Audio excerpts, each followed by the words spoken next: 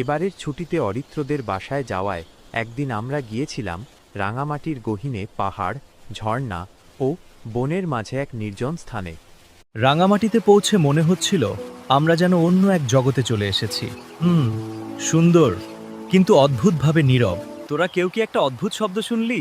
আরে না, তুই বেশি ভাবছিস। চল, সামনে আরো সুন্দর ভিউ আছে। কি রে, ওরা দুজন কোথায় গেল? ঠিক বুঝতে পারছি না।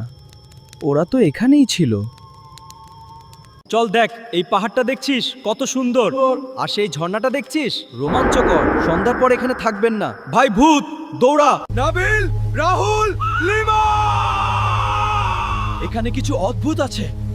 আমরা কিছু ভয়ঙ্কর দেখেছি। এটা কি হচ্ছে? দেখছিস ওরা কি করছে?